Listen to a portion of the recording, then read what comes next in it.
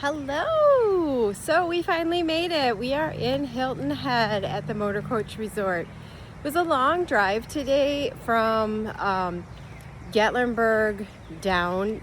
The GPS said it should have been 5.5 hours. It took us 7 something. There was some stops along the way. Obviously, we needed to let the dogs go potty and all that kind of stuff. But the most interesting part was, and I'm gonna say interesting / really sad, was the trek from Gatlinburg, where you hop on to I-40 East and you go across heading towards North Carolina. And I say sad because the freeway was 2 lanes and it was 35 miles an hour because, as you may or may not remember, friends, in late September, early October of 24, Hurricane Helene came up, raced up the Gulf side, crossed through the panhandle of Florida, and continued full steam ahead, racing up across the land, which was really unprecedented, and it destroyed all kinds of things through Georgia, up that way through Asheville, North Carolina, and it took out a huge section of eastbound I-40. And it was really sad to see the destruction. It's been about 1.5 years, but it was really kind of cool to see the construction work that's going on there, and the manpower and the equipment and what they're doing to rebuild was really cool.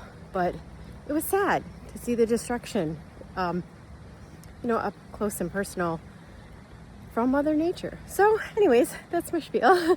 So we're here in Hilton Head. Like I said, it took about 7 hours. Shouldn't have been that long, but it was. Got here probably around 1:30, 2 o'clock. Quickly got settled down in. We all threw our bathing suits on because at that point it was 90 degrees here, and we all headed to the pool. We just floated in the pool for 2 hours, which was glorious. It's been 4 years since Matt's been down here, 3 years since the girls and I have been down here, and it was just nice. It's so peaceful. It's just a little slice of paradise. If you've never been to Hilton Head, highly recommend. You don't need to come in a motorhome or a camper, but come here. It's gorgeous and it's peaceful. But anyways, a little bit about the Motorcoach Resort. I will do a lot more videos this week off and on showing about it, but it's a private-ish, I'm gonna go, Motorcoach Resort. So there's a lot of I don't know what you'd even call these, slips? I don't know. Lots. We're gonna call them lots, that are owned, and then the owners can rent them or they can keep them private and they don't rent them. And then there is a handful that are just rentals. So you're able to rent a spot here. They're really pretty. Like I said, I'll take some pictures and some other videos. And it's a gated community. It's really quaint. We've stayed here many times. Absolutely love it. There's a bunch of pickleball courts, a pool, playground, basketball court.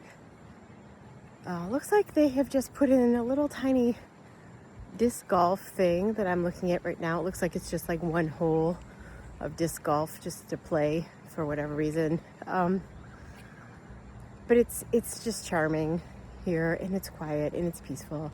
But the caveat is, to stay here you have to have a Class A, a Class B, or a Class C, or a Super C to stay here. You can't come here if you have a fifth wheel or a travel trailer. They're not allowed.